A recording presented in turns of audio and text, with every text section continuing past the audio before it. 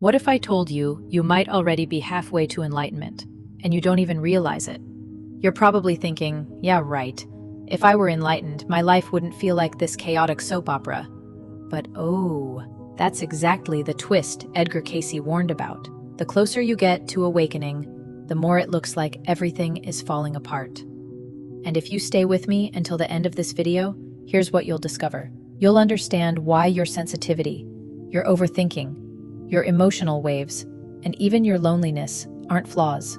They're signs your soul is stretching. You'll finally see why what feels like a breakdown is actually your soul breaking open. By the end, you'll realize enlightenment isn't far away. It's not a future goal, and it's definitely not reserved for monks sitting on mountaintops.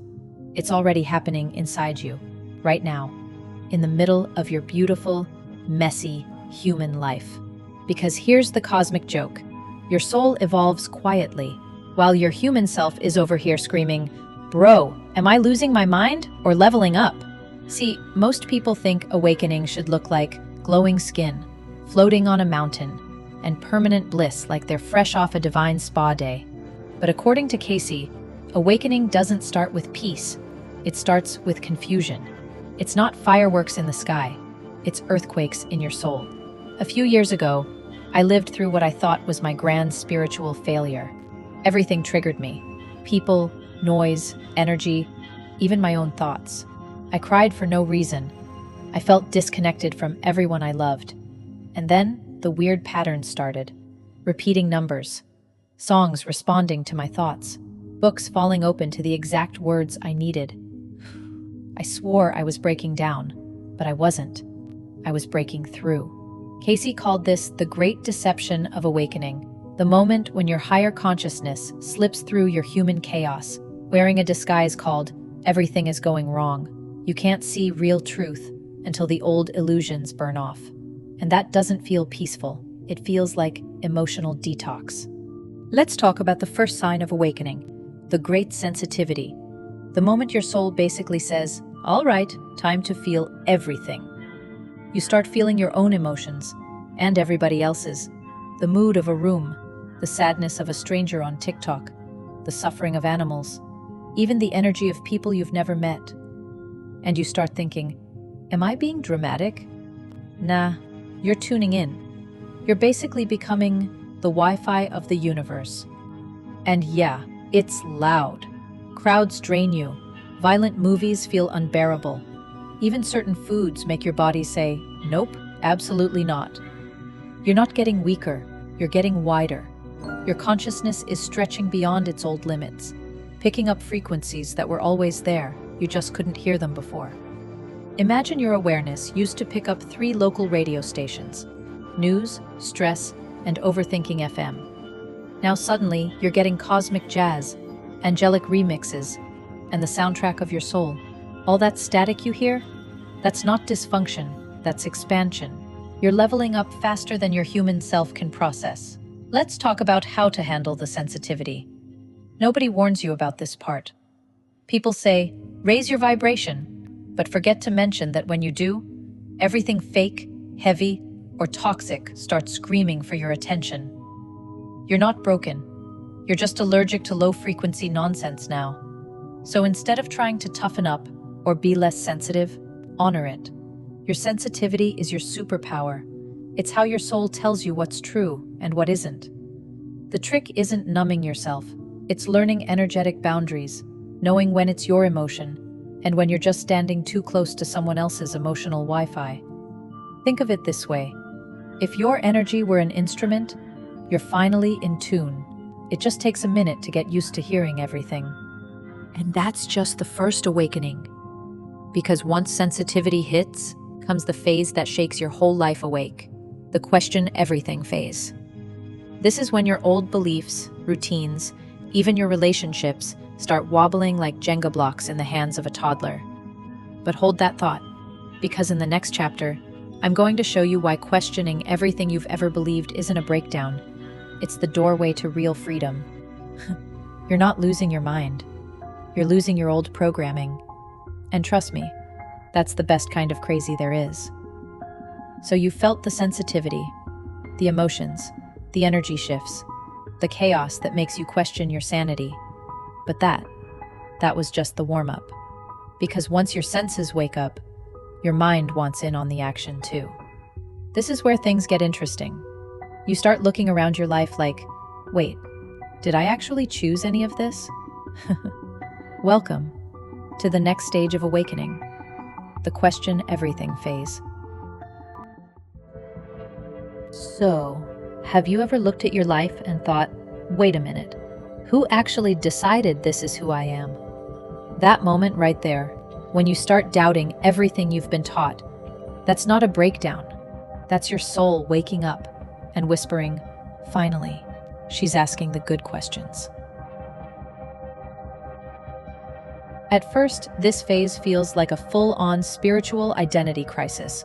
You start questioning your religion, your relationships, your job, your goals, even the way you make your morning coffee.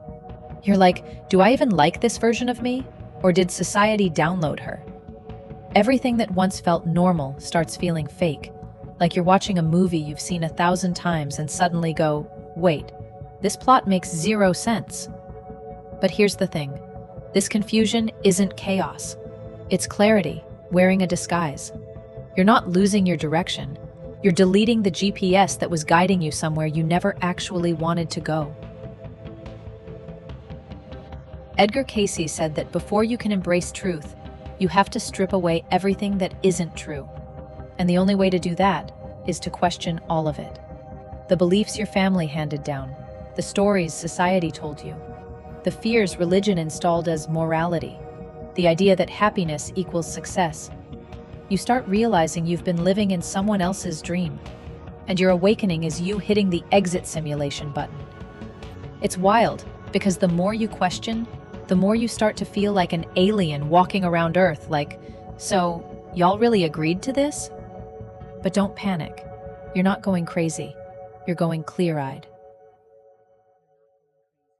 Here's something most people don't realize. Doubt is not the enemy of faith. It's the doorway to real faith. When you stop blindly believing, you start directly knowing. Cayce said this stage is sacred because it's the soul unlearning what the mind memorized. You stop outsourcing truth to priests, gurus, books, or inspirational quotes, and you start hearing your own divine voice. It's not that you've lost your beliefs. It's that your beliefs are finally shedding their costumes and revealing the truth underneath.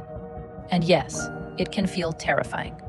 Because when you start questioning who you are, your ego freaks out like, hold up, we've worked hard on this personality. You start feeling like you don't belong anywhere, like you're floating between worlds. Old friends don't get you, conversations feel shallow, even your favorite hobbies suddenly feel meaningless. But guess what? That's because the version of you who loved those things is dissolving. You're not lost. You're buffering. You're literally downloading your next level. It's like your soul is saying, hang tight, new operating system installing. Here's where the magic happens. Once you stop clinging to what's familiar, something incredible shows up. Freedom. You realize you don't need to fit into every box. You don't have to force relationships that drain you. You don't have to keep pretending you believe things that make your spirit shrink. This phase teaches something priceless. Truth doesn't demand agreement, it asks for alignment. You stop trying to be liked, and you start trying to be real. And that shift right there, that tiny moment you choose truth over comfort, that is enlightenment peeking through the cracks. Listen, if you're in this stage right now, doubting everything, feeling like you're floating between worlds, breathe. You're not falling apart. You're falling out of illusion. The caterpillar has to dissolve before it becomes a butterfly. And yes, that mushy middle stage, it's weird, it's confusing, but it is so sacred. So instead of asking, what's wrong with me, ask, what's waking up in me? You're not having a crisis, you're having a cosmic audit. Your soul is checking what stays, what goes, and what's finally real. And when you move through this phase, the next stage begins naturally. The pull toward solitude, the quiet cocoon where transformation truly happens. Your alone time right now? It's not isolation, it's incubation. Once you've questioned everything, your beliefs, your identity, even your morning coffee order, something strange happens. You stop craving answers and you start craving quiet. It's like your soul suddenly goes, all right, enough mental gymnastics. Let's just sit in peace for a while. That's when the noise of the world starts to feel too loud, and the pull towards silence becomes irresistible. And that's what we explore next, your next stage of awakening, the Solitude Calling. Okay, have you been feeling this weird urge to cancel plans lately? Like one minute you're the social butterfly, and the next you're saying, actually, I think I'll stay home and stare at the ceiling in peace. You're not becoming boring, you're becoming wise. That craving for silence isn't laziness. It's your soul requesting a little do not disturb time. Edgar Cayce said that when your consciousness expands too fast, your soul instinctively pulls you into stillness. From the outside, it looks like isolation, but from the inside, it's transformation. Think of it like the caterpillar phase. Everyone sees you hiding in a cocoon, but inside, your entire identity is dissolving into something new. That's not depression, that's metamorphosis. You're breaking down everything that no longer serves you, so something luminous can emerge. Here's the tricky part. Society doesn't understand this kind of silence. When you stop showing up like you used to, less small talk, fewer hangouts, people might start saying, "Are you okay?" Or, "You've changed." And your soul just smiles like, "Yes, that was the point." You're not avoiding people. You're avoiding energy that doesn't match your new vibration. You're not lonely. You're leveling up privately. Because when you're in the middle of inner transformation, noise hurts. You crave quiet the way your lungs crave air. The silence isn't empty. It's full of answers. It's where your intuition finally gets a word in. At first, solitude feels weird. You miss the distraction of other people's energy, but give it time.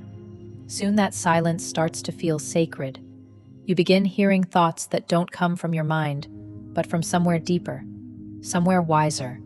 Solitude is how your soul reintroduces you to you. It's like meeting an old friend after years apart and realizing that friend was you all along. See, you can't expand if you're constantly absorbing everyone else's energy. You can't hear divine guidance if you're drowning in notifications. Cayce taught that in solitude, your higher self finally starts teaching you directly. That's why so many spiritual masters, saints, and mystics disappeared into silence before their greatest breakthroughs. You don't need to shave your head and move to a monastery. Just learn to sit with yourself without fear. Because when you're no longer afraid to be alone, you realize you were never truly alone. The universe has been keeping you company the whole time. Let's see if this sounds familiar. You're suddenly allergic to drama. You'd rather talk to your plants than most people. Small talk feels like eating cardboard. You crave nature, long walks, quiet spaces. And music and movies hit you deeper than ever before. If you nodded yes to most of that, congratulations. You're in your sacred cocoon phase. And it's temporary. You're not meant to stay here forever. You're recharging, realigning, and receiving new downloads from your higher self. So, what do you do in this stage? 3 things. 1. Don't fight the quiet. Let yourself rest. 2. Journal what comes up. The wisdom that flows in these moments is golden. 3. Connect with nature. Nature doesn't rush, and neither should you. When you stop running from silence, it becomes your greatest teacher. Every enlightened person you've ever admired had to disappear into the dark before they became light. So if you're in the quiet right now, smile. You're in divine company. Because here's what happens after the solitude. When you've sat in that sacred stillness long enough, something magical begins. You start noticing synchronicities, numbers, signs, perfect timing, strange coincidences that feel too precise to be random. It's like the universe starts texting you back. And that, my friend, is the next stage of awakening, the synchronicity storm. So if you've been craving quiet, don't worry. You're not ghosting life. You're syncing with the universe. Because after silence comes the messages. Next week, we'll talk about the synchronicity storms, those wild moments when the universe starts winking at you through numbers, signs, and perfectly timed coincidences. Trust me, once you see the pattern, You can't unsee it. Until next time, keep evolving, keep aligning, because you, my friend, are awakening. I'll see you in the next video.